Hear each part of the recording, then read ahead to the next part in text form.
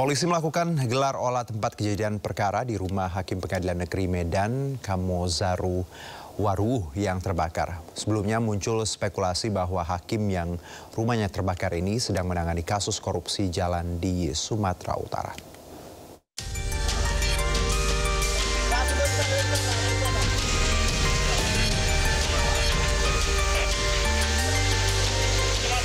Olah TKP dilakukan polisi setelah muncul spekulasi di media sosial bahwa hakim yang rumahnya terbakar ini sedang menangani kasus korupsi jalan di Sumatera Utara. Tim gabungan mengecek ke dalam kamar rumah yang menjadi objek kebakaran. Beberapa barang bukti telah diamankan petugas ke Polsek Sunggal. Sementara itu beberapa saksi juga telah dimintai keterangan. Polisi mengatakan pihaknya akan melakukan crime investigation atau investigasi kriminal dan menunggu hasil pemeriksaan dari tim Lab 4 Polda Sumut. Hari ini kami masih bekerja untuk olah TKP lanjutan. Kemarin sudah dilakukan olah TKP awal, namun demikian sekarang posisinya kita lanjutkan untuk olah TKP lanjutan bersama dengan Inavis dan bersama dengan tim laboratorium forensik. Kita akan melihat sumber apinya dan kita padukan dengan hasil olah TKP dan kita padukan dari hasil keterangan para saksi dan pemilik rumah. Sebelumnya rumah Hakim Kamozaru Waruh diketahui terbakar pada Selasa pagi lalu. Meski api dapat dipadamkan dalam waktu singkat, kebakaran menghanguskan kamar utama milik hakim. Sementara itu, Mahkamah Agung telah memerintahkan seluruh pengadilan untuk meningkatkan protokol keamanan bagi para hakim menyusul terjadinya insiden kebakaran ini. Dari Medan, Sumatera Utara, Ahmad Ridwan Nasution, iNews melaporkan. Rumah Sakit Polri menegaskan bahwa penyebab kematian Reno Syaputradewo dan Muhammad Farhan Hamid adalah karena terbakar. Adapun penyidik menyatakan tidak ditemukannya penyebab lain atau tanda kekerasan karena pada sisa tulang atau organ korban yang masih teridentifikasi.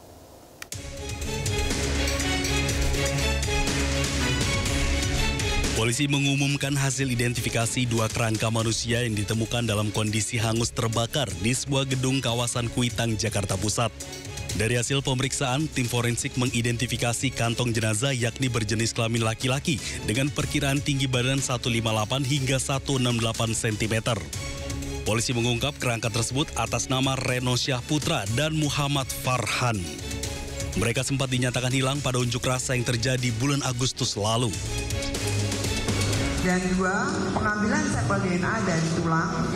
Dari hasil pemeriksaan DNA dan odontologi forensik bahwa nomor postmortem 0080 cocok dengan antemortem 002 sehingga teridentifikasi sebagai Reno Syaputradewo, anak biologis dari Bapak Muhammad Yasin.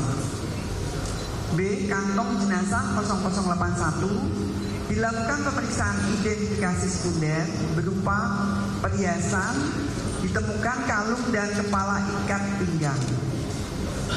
Setelah itu dilakukan pemeriksaan identifikasi primer berupa hasil pemeriksaan DNA dari tulang, nomor postmortem 0081 cocok dengan antemortem 001 sehingga teridentifikasi sebagai Muhammad Farhan Hamid, anak biologis dari Bapak Hamid. Terima kasih. Identifikasi ini sekaligus mengkonfirmasi bahwa kerangka yang ditemukan adalah kerangka dari dua orang yang sempat dinyatakan hilang pada unjuk rasa bulan Agustus lalu. Dari Jakarta, Henry Aprila, Rizky Solehudin, Sutrisno, iNews melaporkan.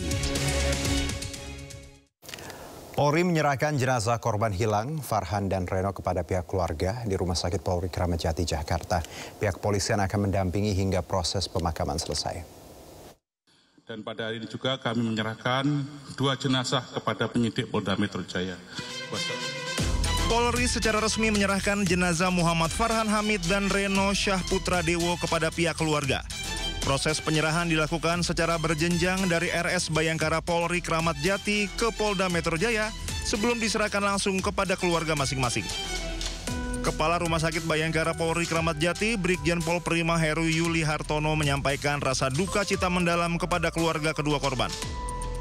Hasil identifikasi memastikan kantong jenazah nomor 0080 teridentifikasi sebagai Reno Syaputradewo. Sementara kantong nomor 0081 sebagai Muhammad Farhan Hamid. Pihak kepolisian akan mendampingi hingga proses pemakaman selesai. Begitu ya? Iya, untuk penyelidikannya kepolisian maksimal sih menurut saya maksimal sekali. Jadi saya benar-benar berterima kasih atas kinerjanya kepolisian. Cuman kalau dari pihak keluarga kami untuk ditanyakan selanjutnya apakah puas atau bagaimana, kita masih keadaan berduka. Jadi belum tahu nih ya langkah selanjutnya gimana, apalagi ya tadi yang saya bilang.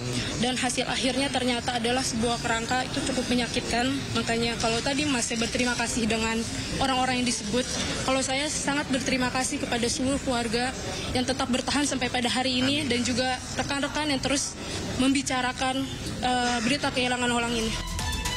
Sebelumnya Polri mengonfirmasi hasil tes DNA terhadap 2 kerangka manusia yang ditemukan di gedung ACC Kuitang, Jakarta Pusat. Dari hasil identifikasi, keduanya dipastikan merupakan Reno Syahputra Dewo dan Muhammad Farhan Hamid. Mereka merupakan warga Jakarta Utara yang dilaporkan hilang setelah kerusuhan di akhir Agustus 2025. Tim Liputan Anyis melaporkan. Kita beralih ke informasi lainnya, pemirsa. Satreskrim Polres Metro Bekasi mengungkap kasus dugaan tindak pidana penipuan scam online dengan modus mengaku sebagai polisi. Dalam penggerebekan tersebut, polisi mengamankan 27 warga negara asing di wilayah Bandar Lampung, 6 diantaranya wanita.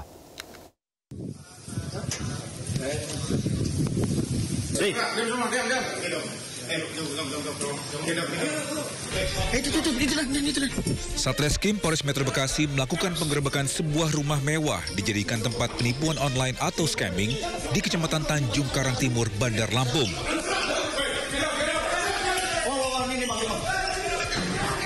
Dalam penggerebekan tersebut, polisi berhasil mengamankan 27 warga negara asal China yang diduga terlibat dalam kegiatan penipuan online atau scamming.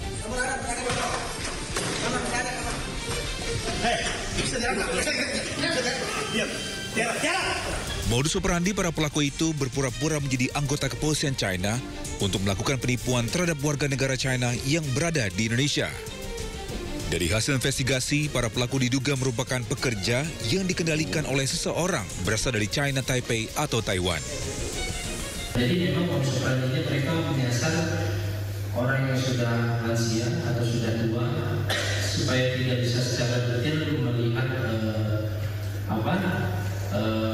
chat-chat yang ada dikirimkan oleh mereka. Tapi ketika salah satu link phishing itu diklik, akhirnya dia bisa nge-generate di handphone korban, termasuk untuk memindahkan dana dari bank ke rekening penampung dan para pelaku ini.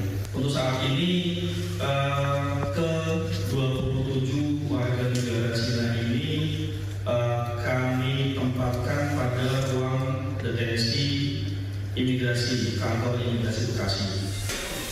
Selanjutnya, ke-27 warga negara China tersebut akan dideportasi keluar dari wilayah Indonesia. Dari Kabupaten Bekasi, Jawa Barat, Didi Junaidi dan Agus Rohim, Ainus melaporkan.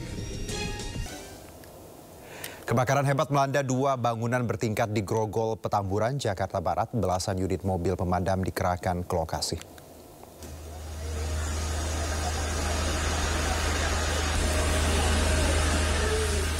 Kepulan asap hitam membumbung tinggi dari salah satu gedung bertingkat di Jalan Jelambar Baru Raya Grogol, Petamburan, Jakarta Barat. Hembusan angin kencang dan juga banyaknya bahan yang mudah terbakar membuat kobaran api juga nampak keluar dari celah-celah jendela.